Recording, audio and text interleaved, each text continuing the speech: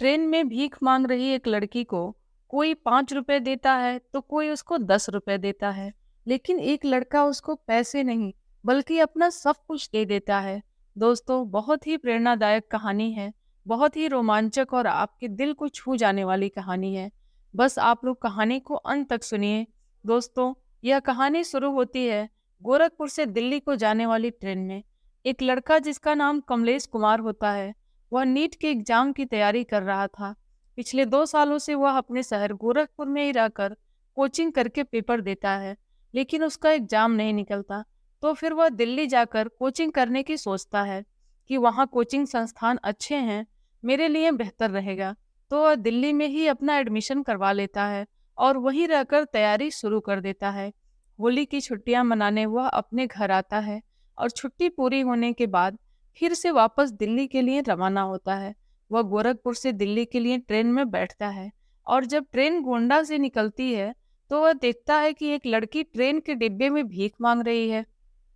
उस लड़की को भी ऐसे भीख मांगते देख उसे बहुत दया आती है, क्योंकि लड़की देखने में बहुत मासूम और बेहद खूबसूरत थी।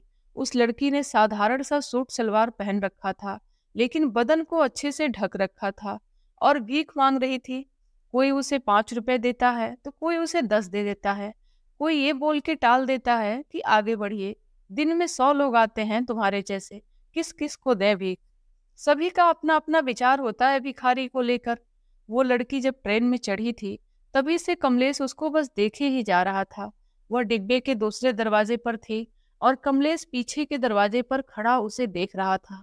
फिर वह लड़की भीख मांगते हुए आगे बढ़ती है और कमलेश के सामने आकर उससे भीख मांगने के लिए हाथ को फैला देती है। कमलेश उसको तब से ही देख रहा था और फिर वह अपनी जेब में हाथ डालता है तो उसके हाथ में 5 रुपए का सिक्का आता है और वह उस लड़की के हाथ पर रख देता है और लगातार बस उसकी आंखों में ही देखे जा रहा था। लड़की को भी अब थोड़ा थोड़ा शक होने लगता है, क्योंकि वह काफी देर से बस उसे ही देखे जा रहा था। वो जब भी उसकी तरफ देखती है तो उसकी निगाहें सिर्फ उसी पर टिकी थी। लेकिन प्रिया के लिए यह कोई नई बात नहीं थी। दोस्तों, उस लड़की का नाम प्रिया होता है। उसके लिए आज की कोई नई बात नहीं थी, क्योंकि वो बेहद खूबसूरत थी तो लड़के तो उसे देखते ही रहते थे। अब जब वह पैसे देते हुए सबकी आंखों में देख रहा था तो प्रिया को थोड़ा असहज महसूस होता है। उसे अच्छा तो लगता है, लेकिन वह फिर भी अपने नजरें नीचे करके आगे निकल जाती है। अब इस डिब्बे में वह सभी से भीख मांग चुकी थी तो अब दूसरे डिब्बे में घुस जाती है। कमलेश भी खुद को रोक नहीं पाता और वह भी उसके पीछे पीछे उसी डिब्बे में घुस जाता है जिसमें वह गई थी और दरवाजे पर जाकर खड़ा हो जाता है और चोरी छिपे उसे देखता रहता है। वह बारी बारी से सभी से भीख मांग रही थी।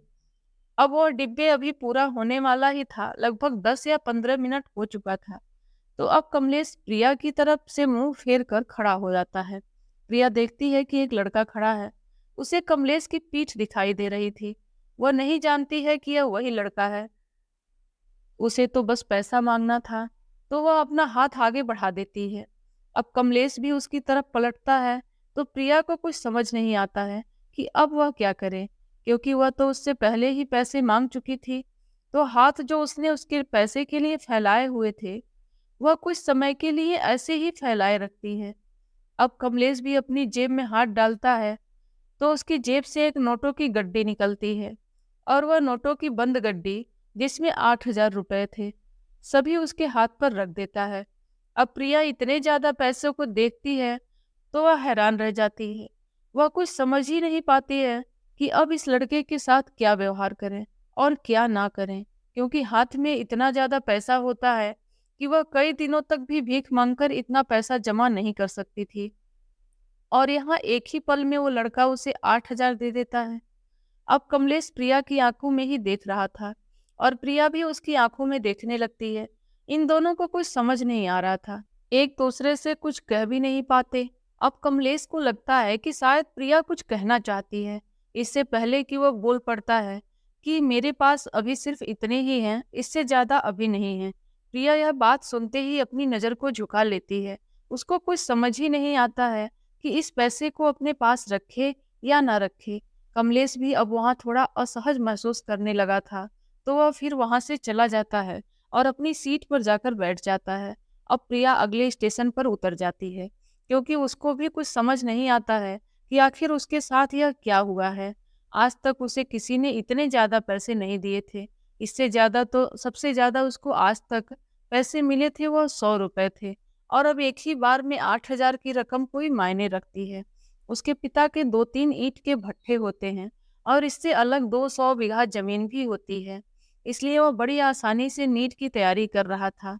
इसलिए वह सोचता है कि पहले देख लेते हैं, अगर नंबर आ जाए तो सरकारी कॉलेज मिल जाएगा, नहीं तो प्राइवेट कॉलेज से भी डॉक्टर की पढ़ाई कर लूँगा। इतना पैसा उसके पिताजी लगाने के लिए तैयार थे। दोस्तों, कमलेश अपनी सीट पर बैठा ही होता है और उसके पास अब कुछ ज़्यादा पैसे भी नहीं बचे थे। मतलब कैश तो अब खत्म हो चुका था, क्योंकि जो कुछ पैसे थे सभी वह उस लड़की को दे चुका था। लेकिन बैंक अकाउंट में काफ़ी पैसे था, पर कैश अब उसके पास खत्म हो गया था।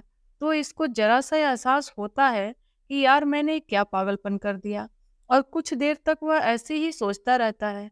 अब अगले स्टेशन पर ट्रेन रुकती है, तो वह नीचे उतरता है और दूसरे डिब्बे में जाकर देखता है कि वह लड़की अभी भी भीख मांग रही है क्या। तो वह उसको कहीं नहीं दिखाई देती है। फिर उसको लगता है कि शायद वह पहले ही स्टेशन पर उतर गई होगी। और फिर कमलेश दिल्ली पहुंच जाता है, अपनी पढ़ाई स्टार्ट करता है। कुछ दिन तक ऐसे ही बीत जाते हैं, लेकिन फिर एक रात सपने में वह उस लड़की को देखता है। सपना कुछ ऐसा था कि जैसे वह लड़की उससे कहना चाहती है, उसे अपने पास बुला रही है। उसको महसूस होता है कि शायद वह मेरा इंतजार कर रही है। फिर उसकी आंख खुल जाती है और वह उठकर बैठ जाता है। सोच में पड़ जाता है बहुत ज़्यादा। अब वह बेचैन हो जाता है। वह खुद को कोसने लगता है कि मुझे अपनी सीट पर नहीं बैठकर बल्कि उस लड़की के पीछे ही जाना चाहिए था। उससे बात करनी चाहिए थी। कौन है वो, कहाँ रहती है, यह सब बातें उसके दिमाग में घूमने लगती है। वह सो नहीं पाता। उसको ऐसा लगता है कि शायद मुझे उससे प्यार हो गया है। प्यार मुझे शायद पहली नज़र में ही हो गया था, तभी मैं उसको इतना ज़्यादा देखे ही जा रहा था। अब सोचता हूँ कि क्या करूँ, क्या ना करूँ। अगर यह बात मेरे ही तक दबी रही तो दिक्कत हो जाएगी। फिर वह सारी बातें अपनी दोस्तों से शेयर करता है और बताता है कि मैं उससे मिले बिना नहीं रह सकता।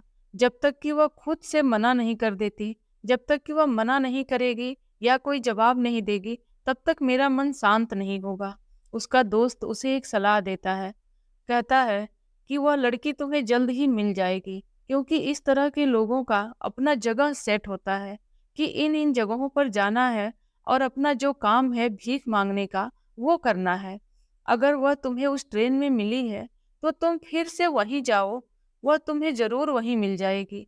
तो वह अगले ही दिन उसी दिल्ली से गोरखपुर आने वाली ट्रेन में चढ़ जाता है और इंतजार करता है, लेकिन लड़की वहां उसको कहीं नहीं दिखाई देती। फिर वह अनुभव करता है कि वह लड़की मुझे गोंडा स्टेशन से मिली थी और फिर लखनऊ से पहले ही उतर गई थी। मुझे गोंडा के लिए निकलना चाहिए, शायद वो वहीं हो। फिर वह गोंडा स्टेशन पर पहुंचता है और सभी आने वाली ट्रेनों में बारी बारी से चढ़ता है, उस लड़की को ढूंढता है और आखिरकार एक ट्रेन के जनरल डिब्बे में उसको वह लड़की दिखाई दे जाती है। वह डिब्बे में भीख मांगते हुए कमलेश की तरफ बढ़ी ही आ रही थी, और जैसे ही कमलेश को देखती है तो उसके चेहरे पर हल्की सी मुस्कान झलकने लगती है। कमलेश भी उसको देखकर बहुत खुश हो जाता है। प्रिया आगे आना चाहती थी, लेकिन उसकी हिम्मत नहीं होती कि वह कमलेश से आगे निकल जाए। फिर भी थोड़ी देर रुकने के बाद वो आगे निकल जाती है। अब निखिल उसको वहां से ट्रेन में कुछ कह नहीं पाता, क्योंकि सभी लोग वहां होते हैं। ऐसे चलती ट्रेन में किसी अनजान लड़की से बात करना उसके लिए थोड़ा मुश्किल काम था। और फिर वह ट्रेन के रुकने का इंतजार करता है। जैसे ही ट्रेन गोंडा के पास एक छोटे से स्टेशन पर रुकती है तो प्रिया उस ट्रेन से उतर जाती है। प्रिया सोचने लगती है कि यह लड़का 3-4 दिन पहले ही तो आया था और आज फिर से चला आया। उसकी समझ में नहीं आता। एक पल के लिए उसको लगता है कि शायद हमारे लिए ही आया हो, लेकिन ऐसा कुछ सोचती ही नहीं थी, क्योंकि उसको अपनी हालत भी दिख रहे थे कि मैं क्या हूँ। और वह तो उसको 8,000 भी दिया था, यह भी उसको याद था। लेकिन दिल है तो फिर दिल में बात आ ही जाती है। अब उसके पीछे पीछे कमलेश भी ट्रेन से उतर जाता है और छुप कर उसका पीछा करने लगता है। प्रिया स्टेशन से पीछे एक कच्चा रास्ता होता है, वो उसी रास्ते से लगभग 1 किलोमीटर चलती रहती है और अपने गांव में पहुंच जाती है। कमलेश भी उसके पीछे छिपा चला आ रहा था। उसकी नजरों से बचता हुआ वो भी उसी के गांव पहुंच जाता है और प्रिया का घर गांव के बिल्कुल आखिरी छोर पर था। एक कच्चा मकान और आगे सहन में एक छप्पर डला हुआ था और मकान से लगभग 50 मीटर दूर उनका एक घेर था जहां वो अपनी गाय वगैरह को बांध रखते थे। दोस्तों, अब कमलेश थोड़ा अंधेरा होने का इंतजार करने लगता है कि हल्का अंधेरा हो जाए तो घर के नजदीक चला जाऊंगा। अंधेरा होने पर वह उनके पीछे से घर में घुस जाता है और छिप कर उनके घर के हालात देखता है तो हैरान रह जाता है, क्योंकि प्रिया के पिताजी का एक पैर कटा हुआ था और उसको देखकर लग रहा था कि यह अभी अभी कटा हुआ है, कुछ ज्यादा दिन नहीं हुए हैं। ताजी पट्टी उस पर बंधी हुई थी। घर में प्रिया के अलावा उसकी 3 बहनें और एक छोटा भाई और माँ खाना बना रही थी और फिर प्रिया पैसों को अलमारी में रखते हुए कहती है कि आज फिर से लफड़ा हो गया माँ। तो माँ पूछती है, बिटिया क्या हो गया? तो प्रिया बताती है कि माँ, वो लड़का जो 8,000 रुपए दिया था आज फिर से टकरा गया मुझसे। तो माँ, मैं उसे देखकर ट्रेन से उतर गई। माँ कहती है, अरे तुम उतर क्यों गई? शायद आज भी कुछ पैसे दे देता। तो प्रिया कहती है, नहीं माँ, मैं भीख मांगती हूँ और कोई इस तरह से पैसे दे दे तो अच्छा नहीं लगता है। तो माँ मुस्कुराते हुए कहती है, बेटा तुम हो ही इतनी खूबसूरत, कोई भी तुम्हारा रास्ता रोक ले। इस पर प्रिया कहती है, माँ तुम भी बस मजाक करती रहती हो। फिर प्रिया घर का थोड़ा बहुत काम करती है और एक बाल्टी में जो बचा हुआ खाना होता है उसको लेकर घेर में जाने लगती है जहाँ गाय बंधी हुई थी। कमलेश भी मौका पाकर उसके पीछे घेर में पहुंच जाता है। अब प्रिया गाय को बचा हुआ खाना डाल देती है और गाय को प्यार से सहलाने लगती है। तभी उसको महसूस होता है कि शायद कोई यहाँ है। फिर वो इधर उधर देखने लगती है। उसके पास एक टॉर्च होती है। उसको जब वो ऑन करके ढूंढना शुरू करती है तो वो कमलेश को देखकर चिल्ला देती है। वो डर जाती है कि आखिर ये यहाँ इतनी रात में कैसे और क्यों आया है। उसको चिल्लाता देख कमलेश उसके मुंह पर हाथ रख लेता है और धीमी आवाज में बोलता है कि चिल्लाती क्यों हो, मैं तो बस तुमसे मिलने आया था, तुम्हें देखने के लिए आया था। कमलेश ने एक हाथ उसके मुंह पर रखा था और दूसरे हाथ से उसको पकड़ रखा था। अब ये दोनों एक दूसरे को देखते रहते हैं। अब प्रिया खुद को छुड़ाने की कोशिश करती है तो कमलेश उसको छोड़ते हुए कहता है कि अगर तुम्हें इतना ही डर लग रहा है तो ठीक है, मैं वापस जा रहा हूँ। अब कमलेश प्रिया को छोड़ देता है। प्रिया उससे थोड़ा दूर जाकर खड़ी हो जाती है और उसे देखने लगती है और कहती है कि क्या तुम सचमुच मुझसे मिलने के लिए आए हो? तो कमलेश कहता है कि क्या तुम्हें लगता है कि मेरे यहाँ आने का कोई दूसरा कारण भी है? मैंने जब से तुम्हें देखा है मैं बहुत बेचैन हो गया हूँ। ना तो पढ़ाई में मन लगता है और ना ही किसी काम में। मैं रह नहीं पाया और बस तुम्हें ढूंढता हुआ चला आया। प्रिया कुछ नहीं बोलती है, बस उसे सुन रही थी और देखे जा रही थी। तो कमलेश कहता है कि शायद तुम्हें मेरा यहाँ आना अच्छा नहीं लगा। ठीक है, अब मैं वापस जा रहा हूँ और सुबह तुम्हारा स्टेशन पर इंतजार करूंगा तुम्हें देखने के लिए। तुम भले ही मुझे मत देखना, लेकिन तुम मुझे तो नहीं रोक सकती ना देखने से। अब कमलेश वहां से जाने लगता है। उसको जाता देख प्रिया धीमी आवाज में बोलती है कि सुनिए। कमलेश प्रिया की आवाज सुनकर रुक जाता है। तो प्रिया कहती है कि अब रात आप कहाँ भटकते रहेंगे? आप चाहें तो यहाँ रुक सकते हैं, काफी रात हो चुकी है, स्टेशन पर भी खाना वगैरह नहीं मिलेगा। फिर एक चारपाई डालती है और कमलेश से कहती है कि आप यहाँ आराम कर लो, जब सभी सो जाएंगे तो मैं आपके लिए खाना लेकर आऊंगी। यह बात सुनकर कमलेश के खुशी का कोई ठिकाना नहीं रहता। वह उसको लेकर बहुत दूर तक सोचने लगता है। अब वह घर जाती है तो माँ रोटियां बना रही थी। माँ से वह कहती है, माँ आप खाना खा लीजिए, रोटी मैं बना दूंगी, क्योंकि वह नहीं चाहती थी कि माँ रोटी बनाए और कोई रोटी जल जाए। फिर वह सभी के सोने का इंतजार करने लगती है और एक थाली में 3-4 रोटी और अचार रखकर दबे पांव घेर में चली जाती है। कमलेश चारपाई पर लेटा हुआ था। प्रिया को आता देख वो उठ जाता है। प्रिया उसको खाना देकर नीचे बैठ जाती है तो कमलेश कहता है कि तुम पहले तो ऊपर बैठो। तो प्रिया कहती है कि नहीं, मैं ठीक हूँ, आप खाना खा लीजिए। पता नहीं कब से आप भूखे हो। कमलेश हाथों को धोता है और रोटी का टुकड़ा तोड़कर पहले प्रिया की तरफ बढ़ाता है।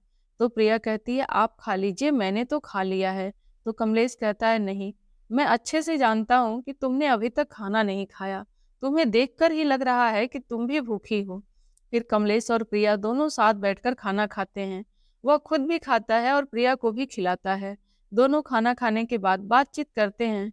तो कमलेश पूछता है कि कब से तुम यह काम कर रही हो। तो प्रिया कहती है कि मेरे पापा पहले मजदूरी करते थे, लेकिन एक दुर्घटना में इनका पैर खराब हो गया और डॉक्टर को उसे काटना पड़ा। तो अब हम काम नहीं कर पाते हैं। जो जमा हुआ पैसा था वह सब दवाइयों में खर्च हो गया। तो मुझे मजबूरी में अपने घर को चलाने के लिए भीख मांगना पड़ा और इससे बेहतर मुझे कोई काम नजर नहीं आया। समय से अपने घर आ जाती हूँ। हाँ, लोग थोड़ा गलत निगाह से देखते हैं, लेकिन मुझे अपने परिवार को देखना है। और पिताजी का पैर भी अभी सही नहीं हुआ, उसमें घाव है, तो दवाइयाँ अभी चल ही रही थी। खर्चा ज्यादा है। बोलने को तो लोग कुछ भी बोलते हैं, लेकिन मदद उसी की सिर्फ करते हैं जहाँ से पैसे वापस आने की उम्मीद भी हो। अब कमलेश भी अपने बारे में सब कुछ बताता है कि मैं ऐसे ऐसे तैयारी कर रहा हूँ। वह एक दूसरे से अपने बारे में जानकारी देते हैं। बात करते करते सुबह के 4 बज जाते हैं। तो अब प्रिया कहती है कि सवेरा हो गया है, अब तुम स्टेशन चलो, मैं तुम्हें वहां छोड़कर आऊंगी। तो इस पर कमलेश कहता है कि नहीं नहीं, मैं खुद चला जाऊंगा। लेकिन प्रिया नहीं मानी और उसे स्टेशन पर छोड़ने के लिए आ जाती है, क्योंकि कमलेश एक ही शर्त पर वहां से जाने के लिए राजी हुआ था कि कल रात वो फिर आएगा। और दिन में जाकर वो होटल में रुक जाता है। प्रिया जाकर सो जाती है और भीख मांगने के लिए भी नहीं जाती। तो माँ कहती है, बेटा गई क्यों नहीं हो, ऐसे कैसे काम चलेगा।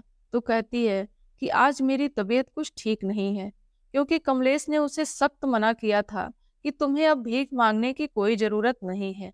वो दोनों मन ही मन एक दूसरे से प्यार करने लगे थे। तो कमलेश कहता है कि तुम्हारा परिवार भी मेरा ही परिवार है। अब फिर रात होती है और कमलेश घेर में आ जाता है। प्रिया ने आज खुद अपने हाथ से खाना बनाया था और सभी के सो जाने पर वह घेर में पहुंच जाती है। दोनों साथ बैठकर खाना खाते हैं और बातचीत करते हैं। दोनों के मन में कोई भी ऐसा गलत भाव पैदा नहीं हुआ। ना कमलेश ऐसी कोई हरकत करता है, ना प्रिया, क्योंकि दोनों का प्रेम सच्चा था। बस ऐसे ही बातें करते रहते हैं। अब सुबह होते ही कमलेश वापस होटल लौट जाता और यह सिलसिला लगभग 5-6 दिन तक चलता रहता है। वह दिन में होटल पर खाना खा लेता और रात में तो प्रिया उसे खाना खिला ही देती थी। अब 7वां दिन जब आता है तो प्रिया की माँ को थोड़ा शक होने लगता है कि प्रिया क्यों भीख मांगने नहीं जा रही है। और उसकी माँ उस पर नजर रखने लगती है कि आखिर उनकी लड़की क्या काम कर रही है जो आज रात सोती नहीं है। और जैसे ही प्रिया खाना लेकर जाती है, वह भी उसके पीछे चली जाती है और छिप कर दोनों को देखने लगती है। देखती है कि दोनों एक साथ बैठकर खाना खा रहे हैं। माँ फिर उनके पास पहुंच जाती है और बोलती है कि यह क्या हो रहा है। कमलेश माँ को देखकर थोड़ा डर जाता है और प्रिया भी घबरा जाती है। फिर भी प्रिया थोड़ी हिम्मत करती है और बताती है कि माँ, यह वही लड़का है जो हमें 8,000 दिया था। अब प्रिया अपनी माँ से सारी बात बता देती है और फिर कमलेश भी आगे बढ़ता है और कहता है, माँ जी, मैं प्रिया से शादी करना चाहता हूँ, और अपने बारे में सारी जानकारी देता है। तो प्रिया की माँ कहती है, यह सब तो ठीक है बेटा, पर क्या तुम्हारे माँ बाप इस शादी को स्वीकार करेंगे। वह कहता है कि माँ जी, आप इस सब की चिंता मत कीजिए, आप बस शादी करा दीजिए। यह कैसे करना है मुझे अच्छे से पता है। फिर अगले दिन प्रिया की माँ उन दोनों को मंदिर में लेकर जाती है और उनकी शादी करा देती है। शादी के बाद कमलेश प्रिया को लेकर दिल्ली चला जाता है और उनके खर्चे के लिए अपने अकाउंट से पैसे निकाल कर देता है। पैसे उसके अकाउंट में काफी था। घर वाले हर हफ्ते पैसे डालते रहते थे। वो प्रिया की माँ से हाथ जोड़कर विनती करता है कि मैं भी आपके बेटे जैसा ही हूँ, तो आप किसी भी तरह से संकोच नहीं कीजिएगा। बेटा और दामाद में कोई फर्क नहीं होता है, बस एक बेटा होने का फर्ज मैं बखूबी निभाऊंगा। अब दोनों दिल्ली पहुंच जाते हैं। कमलेश पढ़ाई भी कर रहा था, लेकिन पढ़ाई पर उसका कुछ खास ध्यान नहीं रहता। शादी हो चुकी थी तो बस दिन भर अपनी पत्नी के साथ ही घूमता रहता। पति पत्नी दोनों बढ़िया जिंदगी गुजार रहे थे। लगभग 1.5 महीना ऐसे ही बीत जाता है, लेकिन अब कोई कमलेश के घर खबर दे देता है। कि आपका लड़का शादी कर चुका है या शादी भी नहीं किया है, तो फिर एक लड़की के साथ लिविंग में रह रहा है, पढ़ाई पर कोई ध्यान नहीं है, बस दिन रात उसी के साथ घूमता रहता है। कमलेश के पापा यह बात सुनकर गुस्सा हो जाते हैं। इस बात से ज्यादा नाराज होते हैं कि ऐसे कैसे लिविंग में रह सकता है। वह डायरेक्ट अपने बेटे को कॉल करते हैं और पूछते हैं कि तुम किसी लड़की के साथ कैसे लिविंग में रह सकते हो। अगर रहना ही था तो उससे शादी करनी थी पहले। और पूछते हैं कि कौन है वो लड़की। कमलेश झूठ बोल देता है और कहता है कि पापा, यह लड़की हमारे साथ ही पढ़ाई करती थी और हमने शादी कर लिया है, लिविंग में नहीं रह रहे हैं। क्योंकि प्रिया बेहद खूबसूरत थी, लेकिन इसकी खूबसूरती जो थी वो थोड़ी दबी हुई थी उसके घर के हालात के कारण। अब जब ये एक खुशहाल माहौल में कमलेश के साथ रहती है, फिर जो उसके चेहरे पर रौनक आती है, तो उसके सामने किसी हीरोइन की खूबसूरती भी फीकी लगने लगी थी। और सभी कमलेश को कहते थे कि भाई, अगर लड़की लाया है तो यह लेकर आया है। अब कमलेश के पापा कहते हैं कि जब तुमने शादी कर ही ली है तो लड़की को लेकर घर आओ, यहाँ की भी जो रस्म रिवाज हैं उनको भी पूरा करना है। अब कमलेश प्रिया को लेकर घर आता है और जो भी रस्म रिवाज थे सभी बड़ी तैयारी के साथ पूरे किए जाते हैं। अब कमलेश के माँ बाप कहते हैं कि बेटा, इनके माता पिता कहाँ हैं। तो इस पर कमलेश कहता है कि पापा, वह अभी नाराज हैं, धीरे धीरे मैं उनको मना लूंगा और आपसे मिलवा दूंगा। वह ऐसा इसलिए बोल देता है कि अगर अभी इन लोगों को सच सच बता दिया तो यह लोग बहुत गुस्सा हो जाएंगे और दिक्कत पैदा करेंगे। और फिर अपनी पत्नी यानी प्रिया को समझाता है कि तुम इन सभी लोगों की इतनी सेवा करो, इतना इन लोगों का भरोसा जीत लो, इतना इन लोगों का दिल जीत लो कि यह सभी लोग तुमसे खुश हो जाएं और अपनी जान से भी ज्यादा तुम्हें प्यार करने लगें। और होता भी कुछ ऐसा ही है। प्रिया अपने सास ससुर की खूब सेवा करती है, हर एक बात का ध्यान रखती है। और फिर एक दिन कमलेश यह सब सच्चाई अपने माँ बाप को बता देता है, तो उसके माँ बाप भी बहुत खुश होते हैं और उसे शाबाशी देते हुए कहते हैं कि बेटा, तूने बहुत सही किया, बहुत अच्छा काम किया है। शायद अगर यह किसी बड़े परिवार की लड़की होती तो शायद ही हमें इतना इज्जत और मान सम्मान दे पाती, हमारी इतनी सेवा न कर पाती। फिर कमलेश के माँ बाप प्रिया के माता पिता से मिलने जाते हैं और उन्हें भी अपने साथ घर ले आते हैं।